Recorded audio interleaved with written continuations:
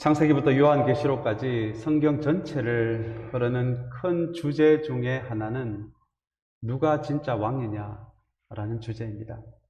창세기는 하나님이 세상을 창조하셨다라는 말씀으로 시작합니다. 이 말씀을 다른 말로 하면 하나님이 우리의 근원이 되실 뿐만 아니라 하나님이 우리의 참된 왕이 되신다라는 의미가 됩니다.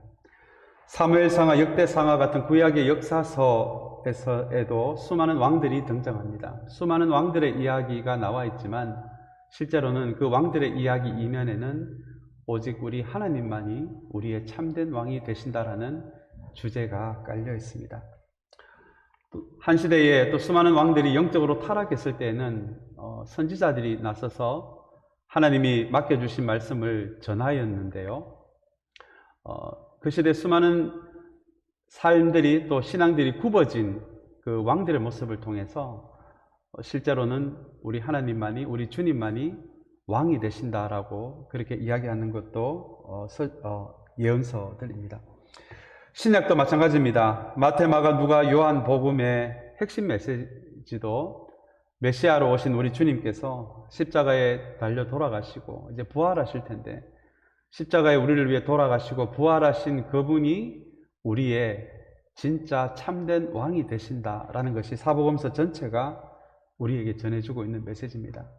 성경의 마지막 부분에 나오는 요한계시록도 우리의 참된 왕이 되시는 주님께서 언젠가 다시 오셔서 이 세상의 모든 악을 바로 잡으시고 그리고 하나님 나라가 완성이 될 때 우리의 참된 왕이 되시는 주님의 통치가 시작된다라고 하는 것이 요한계시록의 전체 메시지입니다. 이렇게 창세기부터 요한계시록에 이르기까지 성경 전체에 흐르는 맥이 바로 누가 우리의 진짜 왕이냐라는 주제입니다. 사랑하는 여러분, 오늘은 우리의 참된 왕으로 이 땅에 오시는 주님을 기다리는 네 번째 주일인 성탄주일입니다. 그래서 주님을 기다리는 이 대림절에 우리가 반드시 한 가지 물어야 할 질문이 있는데요. 그 질문은 바로 우리 인생에 실제로 왕 역할을 하는 분은 누구냐라는 질문입니다. 혹시 주님 이외에 다른 누군가가 우리에게 왕 노릇을 하고 있다라면 여러분, 참된 왕을 기다리는 이 대림절에 주인 아닌, 참된 주인이 아닌 것이 주인 노릇을 하고 있는 그것이 하나님 앞에 내려놓아지는 그런 은혜가 있을 뿐만 아니라 이 대림절의 기간에 다시 한번 우리 주님을 우리 인생의, 우리 공동체의 참된 주인으로, 참된 왕으로 모셔드리는 그런 은혜가 있게 되기를 주님의 이름으로 축원합니다. 오늘 본문에도 왕이 등장합니다. 우리에게 익숙한 헤롯 왕입니다. 1년에 한 번 동방박사들이 등장할 때 나타나는 왕이기도 합니다. 여러분들이 잘 아시는 대로 예수님이 태어나실 때에는 이 이스라엘이 로마 제국의 식민지였던 그런 시대였습니다. 로마 제국이 워낙 넓었기에, 식민지로 삼은 나라가 워낙 많았기에 이 로마 제국은 각 지역에 허수아비 왕들을 세워서 로마 제국을 대신해서 그렇게 다스리게 했던 것이 그 시대의 로마 제국이 통치하는 방식이었습니다. 특별히 이 로마 제국이 이스라엘을 식민지로 삼고 이스라엘 중에서도 남쪽의 유대 지방에 해당되는 그 지역에 허수아비 왕으로 세운 사람이 바로 오늘 본문에 나오는 헤롯 왕입니다. 아마 여러분들이 알고 있는 또 다른 헤롯 왕이 이 세례 요한을 죽인 왕, 그 왕도 아마 헤롯이라고 그렇게 기억하고 있을 텐데요. 그 왕은 바로 이 오늘 본문에 나오는 헤롯 왕의 아들인 헤롯 안디바입니다. 세례 요한을 죽인 사람은 헤롯 안디바 왕이고요. 오늘 본문의 동방박사와 연결해서 오늘 본문에 등장하는 헤롯 왕은 헤롯 대왕이라고 그렇게 알려진 세례 요한을 죽인 헤롯 안디바의 아버지 되는 사람이 오늘 본문에 등장하는 헤롯 왕입니다. 이 헤롯 왕에 대해서 우리가 한 가지 오늘 본문을 더 잘 이해하기 위해서 한 가지 우리가 기억해야 할 것은 이 헤롯 대왕은, 이 헤롯 왕은 유대인이 아닌 이방인이었습니다. 그래서 유대인들에게 환심을 사기 위해서 이 헤롯 왕 때에 예루살렘 성전이 크게 확장이 되어 정축하는 일을 이 헤롯 왕이 하게 됩니다. 나는 이방인이지만 나도 하나님을 알고 있고 하나님을 예배하고자 하는 마음이 있다라는 것을 이 성전을, 예루살렘 성전을 정축함으로써 이스라엘 백성 전체의 사람들에게 환심을 사서 비록 허수아비 왕이지만 나의 왕자리를 좀 튼튼하게 해보겠다라고 그런 마음으로 예루살렘 성전을 정축한 사람도 바로 이 헤롯 왕입니다.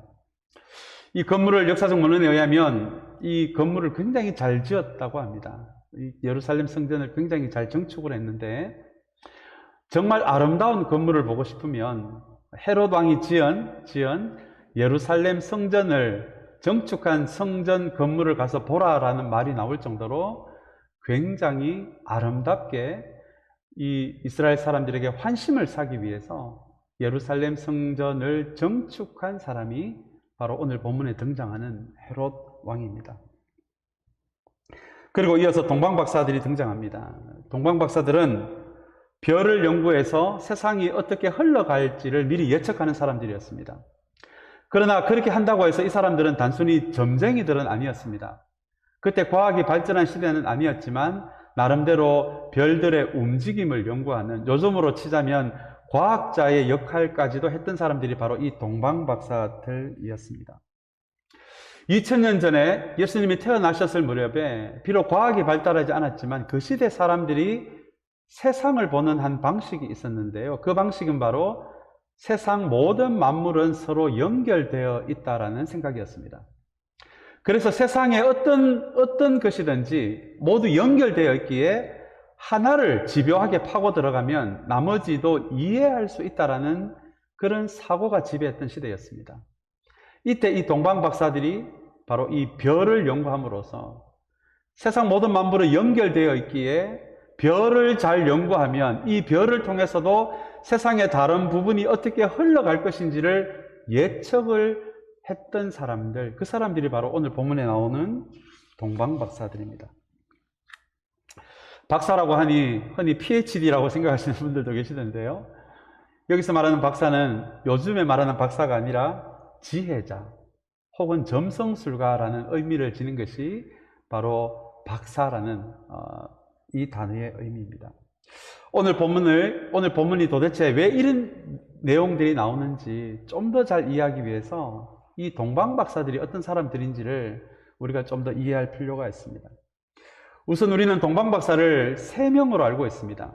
지금 우리가 흔히 보는 크리스마스 카드를 보시면 나이 지긋하신 노인분들이 낙타 3마리를 타고 그렇게 어떻게 보면 조금 단촐한 그런 여행, 어떻게 보면 조금은 외로워 보이는 그런 여행을 하는 크리스마스 카드를 별을 보면서 따라가는 그런 크리스마스 카드를 많이 보신 적이 있으실 것 같습니다. 그러나 실제로 이 동방박사 3명만이 여행을 했는지 혹은 동방박사도 3명밖에 없었는지는 오늘 본문은 우리에게 이야기하고 있지 않습니다. 아기 예수께 드린 선물이 3가지였기에 아마 이 3명만이 여행하지 않았을까, 그런 추측에서 이 크리스마스 카드에 단 3명의 동방박사만이 등장하는 그런 카드가 나온 것이죠. 그러나 그 시대 역사적 문헌에 의하면 이 동방박사들은 단순히 그저 하늘의 별들만을 연구하는 그런 사람들이 아니라 꽤 영향력이 있고 꽤 힘이 있는 사람들이었습니다. 왜냐하면 별을 보면서 다음 왕이 누구인지를 알아맞추는 그런 역할까지 하다 보니까 이 역사적 문헌에 의하면 로마 황제도 이 동방박사들을 불러서 자기의 왕위를 더 단단하게 세우기 위해서 다음 왕이 누군지를 동방박사들에게 물어서 그 왕을 제거하는 일도 그 시대에 일어나곤 했습니다. 혹은 반란을 꿈꾸는 사람들이 동방박사들을 뇌물로 그렇게 구워 삶아서 별을 보니 다음 왕이 될 사람은 바로 나라고 이야기하라고 그렇게 뇌물을 주면서 동방박사를 그렇게 회유하는 그런 이야기들도 고대 문헌에 나오는 걸로 봐서 이 동방박사들은 힘이 없는 그저 하늘의 별만 쳐다보는 외로운 노인들이 아니라 상당히 많은 영향력이 있는 사람들이라는 것을 우리는 추측할 수 있습니다. 그래서 역사적 문헌에 의하면 동방박사들은 이렇게 박사들만 움직이는 것이 아니라 동방박사들이 움직일 때마다 수많은 종들이 따라다녔고요. 이 동방박사들을 보호하는 수많은 호위 군인들이 따라다녔던 그런 문헌들이 나올 정도인 것을 봤을 때 오늘 이 별을 따라 예루살렘까지 온 이 동방박사는 단지 낙타를 탄 3명의 외로운 노인들이 아니라 아마 상당히 많은 종들, 상당히 많은 군인들과 함께 이 예루살렘에 나타났을 것이다. 우리는 그렇게 추측해 볼 수가 있을 것 같습니다. 그렇다면 오늘 본문 특별히 3절이 이해가 잘 되실 것 같습니다. 우리 오늘 본문 3절을 우리 한번 다 같이 보도록 하겠습니다. 우리 한 목소리로 마태복음 2장 3절을 오늘 굉장히 중요한 말씀이어서 한번 한 목소리로 읽기를 원합니다. 헤롯 왕은 이 말을 듣고 당황하였고 온 예루살렘 사람들도 그와 함께 당황하였다라는 말씀입니다. 동방박사들이 별을 따라 오다 보니까 이 별이 예루살렘 지역을 지나갔었고요. 그리고는 이 예루살렘 지역에서 잠시 멈추어 있는 것을 보면서 동방박사들이 뜬금없이 헤롯 왕을 찾아가서 유대인의 왕이 어디에서 났는지를 지금 물었던 이야기가 바로 1, 2절에 나오고요. 그리고 그 말을 듣고 당황하였다. 그리고 예루살렘 사람들도 이 동방박사들의 이야기를 듣고 당황하였다라는 말씀이 마태복음 2장 3절의 말씀입니다. 만약에 동방박사들이 아니라 관광객이 지나가면서 유대의 새로 난 왕이 어디냐라고 물었다면 아마 헤롯 왕은 신경도 안 썼을 것이고요. 동방박사가 아닌 그 관광객을 만날 이유도 없었을 것입니다. 그러나 동방박사가 등장하는 그곳에는 새로운 왕이 태어나는 곳이고 이 동방박사들이 하는 일 중에 하나가 새로운 왕이 태어나는 곳을 찾아가는 그런 역할도 있다 보니까 이 뜬금없이 나타나는 동방박사와 그 일행들에 의해서 당황할 수밖에 없었던 것이 바로 이 헤롯 왕의 상황이었고요. 그리고 또한 동방박사가 왔다라는 말을 듣고 예루살렘의 사람들도 당황해하는 장면이 오늘 방금 우리가 읽은 마태복음 2장 3절의 말씀입니다. 여러분, 저는 특별히 이 당황했다라는 표현이 저에게 참 인상적으로 다가왔습니다. 동방박사의 질문에 헤롯도 당황하고 그리고 그 시대 대제사장, 구약을 연구하는 그런 서기관들에 이르기까지, 율법 교사들에 이르기까지 모두 메시아가 나셨다라는 말에, 이 땅에 참된 왕이 나셨다라는 말에 기뻐하는 것이 아니라 다 당황했다라고 하는 이 표현이 저에게 참 인상적으로 다가왔습니다. 도스토옙스키의 작품에 보면 이와 비슷한 상황이 벌어집니다. 우리 일전에도 제가 한번 소개를 시켜드린 기억이 나는데요. 예수님이 이 땅에 오시기 전에 도스토옙스키의 이 작품에 의하면 많은 사람들이 주님 어서 오시옵소서라고 주님을 기다리는 사람들로 묘사가 됩니다. 그러나 그 소설을 보시면 정말 그날이 되어서 주님이 이 땅에 오시는 상황이 되니까 그 소설에 보면 참 흥미로운 장면이 나옵니다. 주님이 언제 오실지 모르는 상황에서는 주님 어서 오십시오라고 했던 사람들이 막상 주님이 오신다라고 하니까 그 지역을 대표하는 종교 지도자들이 모여서 지금 하늘에서 내려오는 주님을 향해서 주님 다시 돌아가십시오라고 이야기하는 장면이 나옵니다. 하늘나라는 주님이 책임지시고 이 땅은 우리가 책임질 테니 주님은 다시 돌아가십시오라고 하는 굉장히 흥미롭고 놀라운 장면이 나옵니다. 여러분, 이 장면이 무엇을 말씀하고 있겠습니까? 실제로는 하나님이 우리의 왕이 되시고 주님이 우리의 왕이 되시고 주님이 빨리 다시 오셔서 이 세상의 모든 악을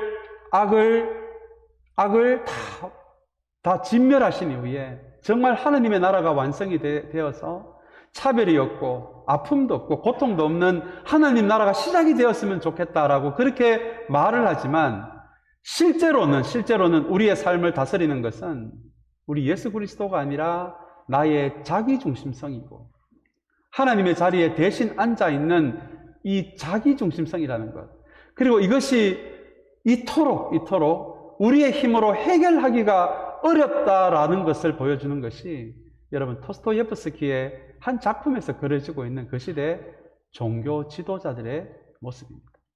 오늘 본문에 나와 있는 헤롯 왕도 마찬가지입니다. 헤롯 왕은 유대인이 아니었기에 이렇게 당황했다라는 것이 이해가 되지만 실제 예루살렘 백성들도 당황했다. 대제사장, 그 안에 예루살렘 백성 안에는 대제사장도 있고 율법을 연구하는, 구약을 연구하는 서기관들도 있어서 구약이 끊임없이 메시아가 오실 것이다라는 이 메시아에 대한 예고가 있다는 것을 알고 있고 실제 예배 자리에서도 메시아 어서 오시옵소서라고 하지만 실제로 메시아가 왔다라고 하니까 당황해하는 모습이 오늘 본문 2장 3절이 우리에게 보여주고 있는 말씀입니다.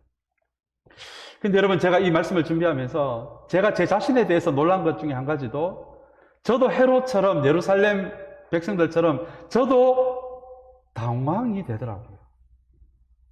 목회자의 길을 걷고 있는 저지만 때로는 저를 당황시키는 질문들을 가끔 대할 때가 있습니다. 저를 당황시킨 책 제목 중에 하나가 일전에 한번 말씀드렸지만 아무도 없을 때 당신은 누구십니까? 라는 그 책을 서점에서 책 제목만 봤는데요, 당황이 되더라고요. 이게 목회자의 길을 걸으면 그런 거 보면 당황이 안 돼야 되는데 저도 당황이 되더라고요. 또한 저를 당황시킨 하나의 질문이 있습니다. 우리의 입으로는 주님이 우리의 왕이 되신다라고 고백하지만 그게 사실입니까? 실제로 목사님의 삶을 이끌어가는 그분이 주님이 맞습니까? 아니면 주님이라고 고백은 하지만 실제 나의 삶을 이끌어가는 것은 주님 이외에 내가 왕으로 삼은 다른 어떤 것이 있습니까?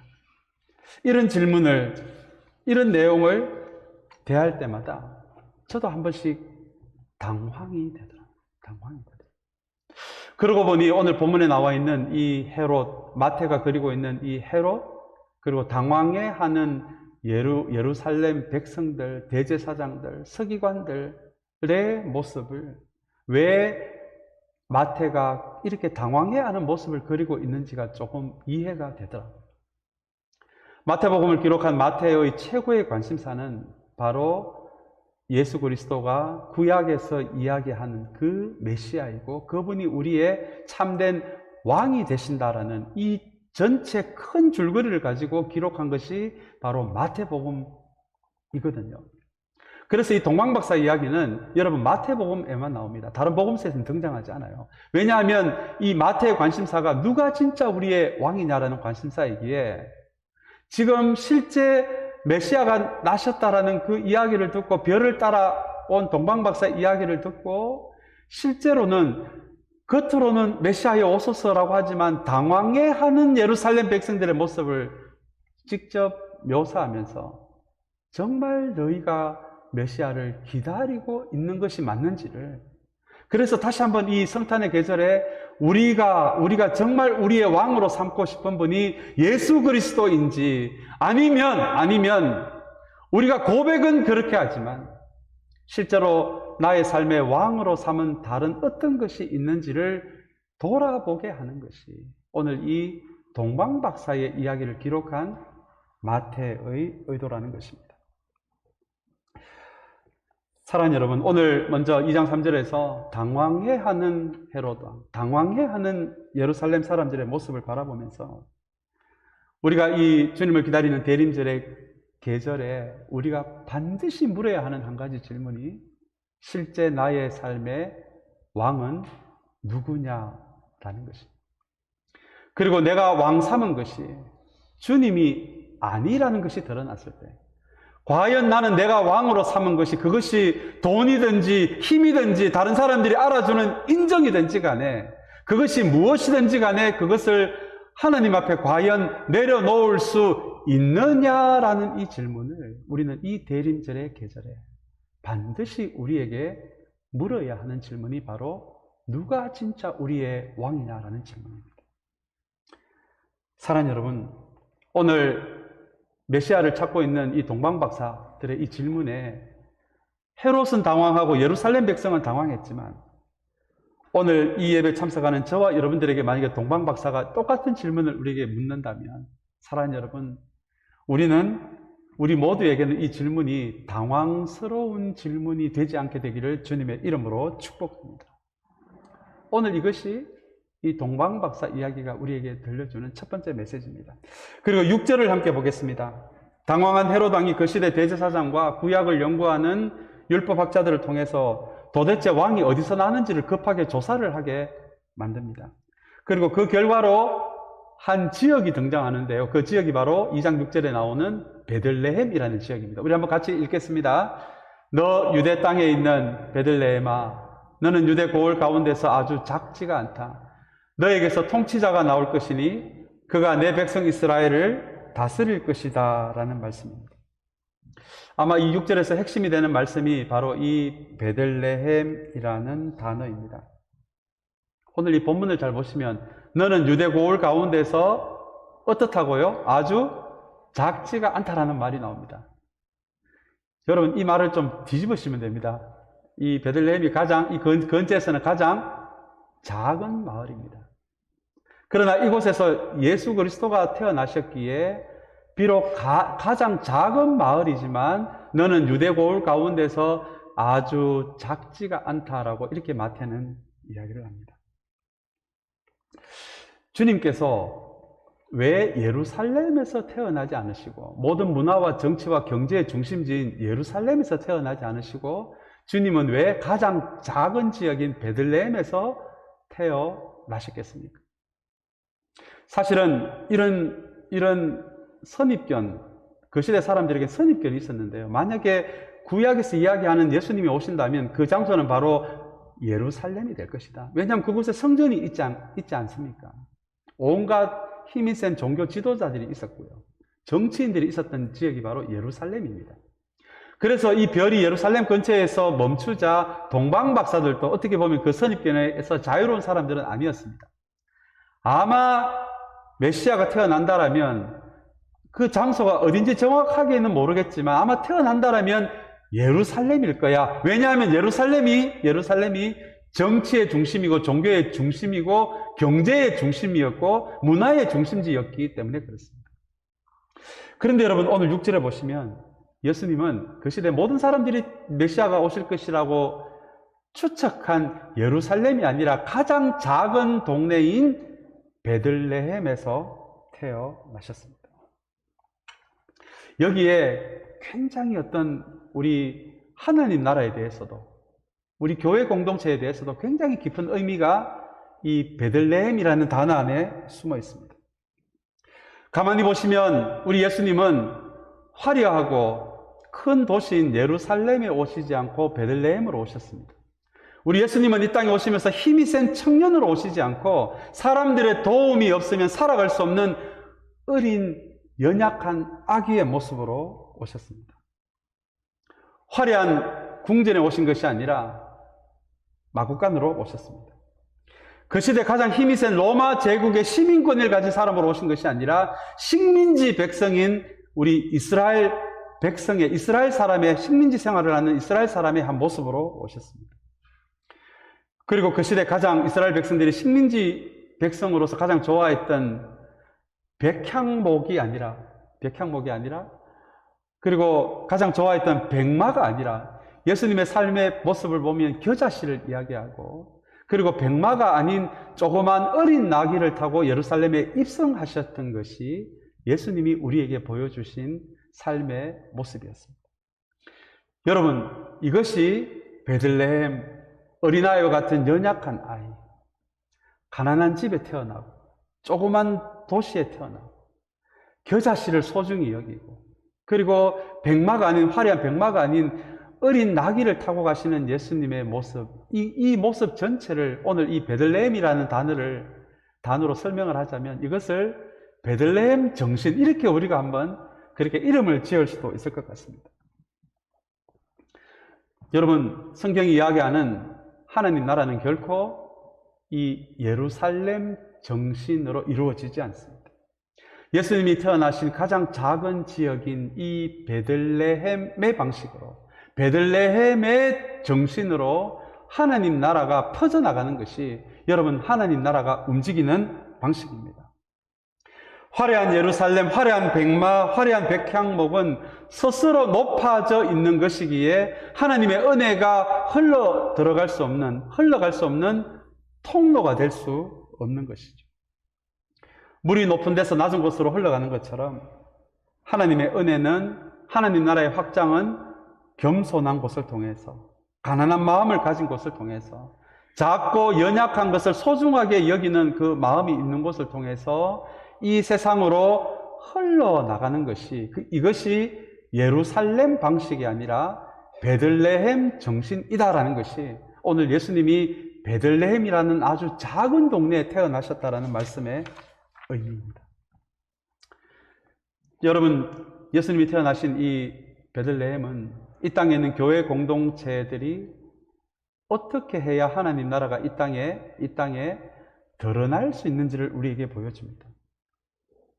교회는 백향목으로 지어진 예루살렘 궁궐 같은 곳에서 크고 화려하고 영향력이 있는 방식이 아니라, 어쩌면 우리 주님이 이 베들레헴에 태어나신 것처럼 우리 교회도 베들레헴처럼, 그리고 겨자씨 같은 이 자금을 소중하게 생각하는 방식으로, 그리고 베들레헴 정신을 품고 있는, 그것을 소중한 것으로 품고 있는 그 사람들을 통해서 이 땅에 하나님 나라가 퍼져간다라고 하는 것이, 여러분, 이것이 예루살렘 정신이 아니라 오늘 본문에 나타난 베들레헴 정신입니다. 사랑하는 여러분, 이 성탄의 계절에 특별히 이 베들레헴이라는 단어 안에 담겨져 있는 겸손을 배울 수 있는 저와 여러분들이 되시기를 간절히 소망합니다.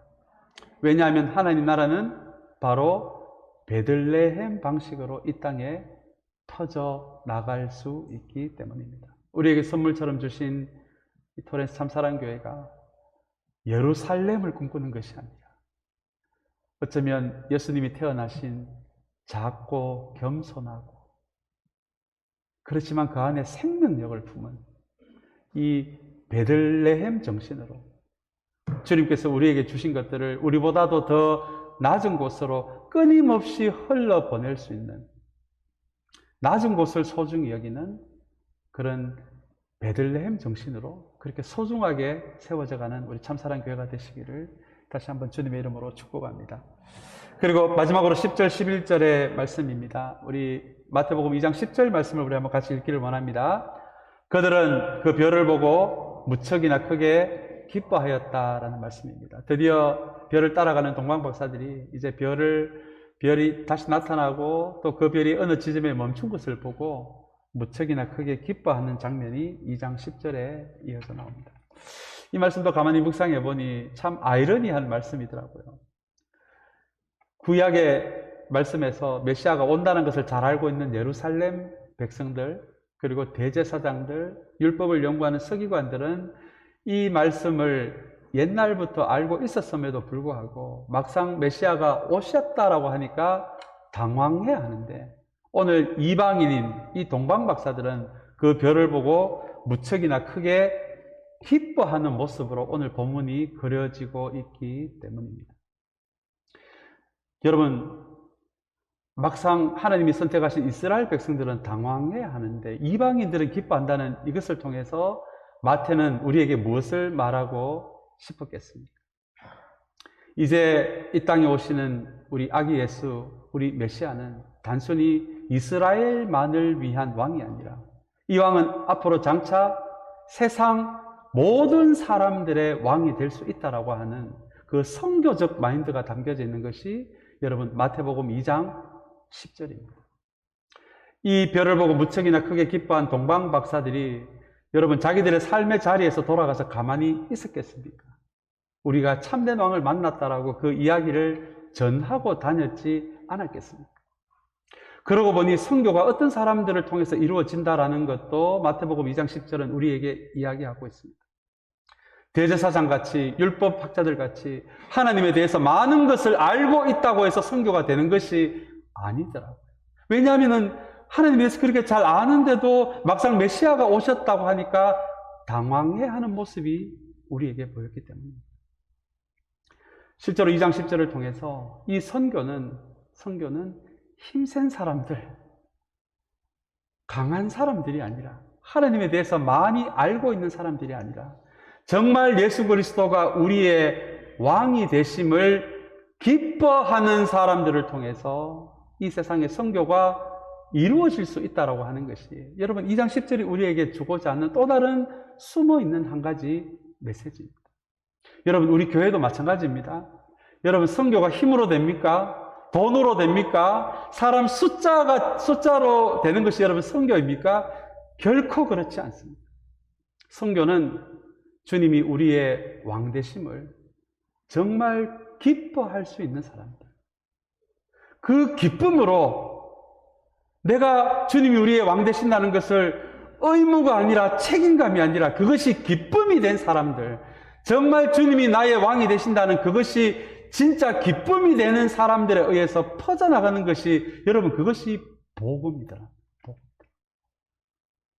사랑하는 여러분, 우리 참사랑교회에 우리의 힘으로 능으로 되는 것이 선교가 아니라 주님이 우리의 왕 되심이 정말 기쁨이 될 때 우리 교회 공동체를 통해서도 이렇게 온 세상으로 복음이 비록 작은 교회지만 전해질 수 있다라는, 오늘 이 본문이 이야기하는 마태의 음성이 우리 모두에게도 기쁨으로 들려지게 되기를 주님의 이름으로 축복합니다.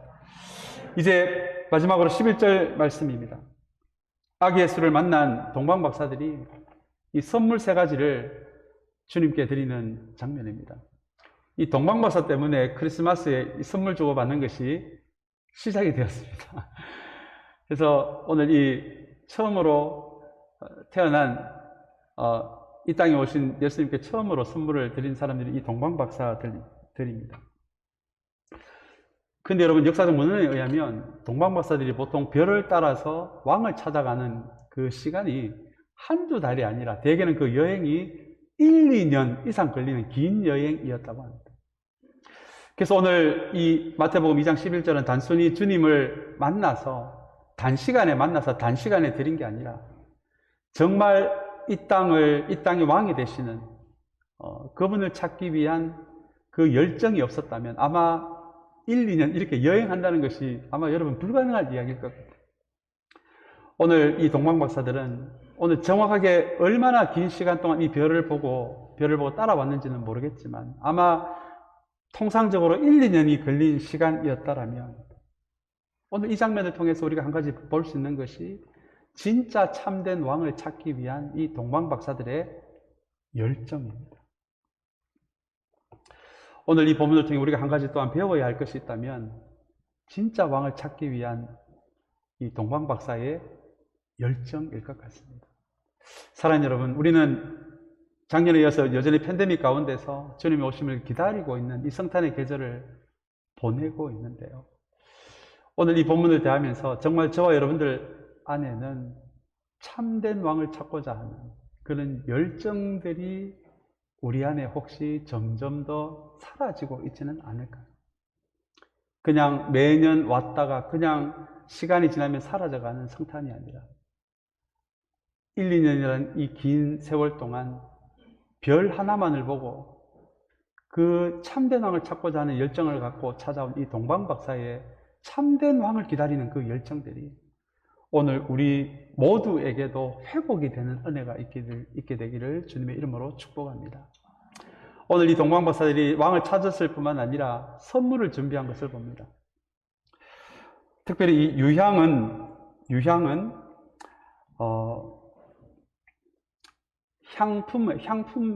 향료의 재료가 되기로 했고요. 모략은 그 시대 문헌에 의하면 귀한 나무줄기에 접에서 채취를 하는 것인데 이것이 방향제로, 방부제로, 소독제로도 쓰여진 아주 귀한 약이 바로 이 몰약이었습니다. 그래서 그 시대 황금과 모략과 유향은 흔하게 우리 서민들이 주고받는 선물이 아니라 아주 귀한 분들에게만 바치는 선물이 바로 황금, 유향, 모략이었습니다. 오늘 이 땅에 오신 주님께 이 선물을 준비한 이 동방박사들을 바라보면서 우리도 뭔가 주님을 위해서 조금 선물을 준비해서 기다리는 이 성탄이 되었으면 하는 마음이 생기더라고요. 여러분, 그 선물이 무엇이겠습니까? 우리에게 그렇게 귀한 황금과 모략과 유향을 어디서 구할 수가 있겠습니까? 그러나 여러분, 우리가 의외로 생각해보면 주님께 드릴 것도 많이 있더라고요. 우리의 시간을 드릴 수 있습니다. 우리의 재능을 드릴 수 있습니다.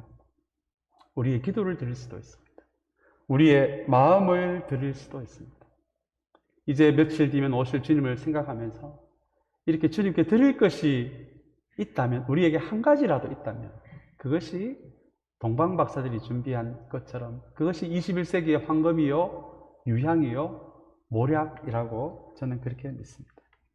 오늘 팬데믹 가운데 맞이하는 성탄절이지만 사랑하는 여러분, 우리 이 동방박사들처럼 우리도 주님께서 우리에게 주신 것 한 가지, 그것이 무엇이든지 간에 다시 한번 귀하게 아기 예수께 드릴 수 있는 그런 또한 헌신을 약속할 수 있는 그런 은혜가 있는 시간이 되시기를 다시 한번 주님의 이름으로 축복합니다. 이제 말씀을 맺습니다. 동방박사 이야기가 우리에게 주는 가장 큰 주제는 누가 너희의 진짜 왕이냐라는 질문입니다. 오늘 이 질문을 다시 한번 우리 마음속에 품고, 비록 이 어지러운 세상 가운데서 맞이하는 성탄이지만 우리의 참된 왕은 주님이 되신다는 그 믿음의 고백이 또한 풍성이 넘쳐나는 이 성탄의 계절이 되기를 간절히 소망합니다. 우리 함께 기도하겠습니다.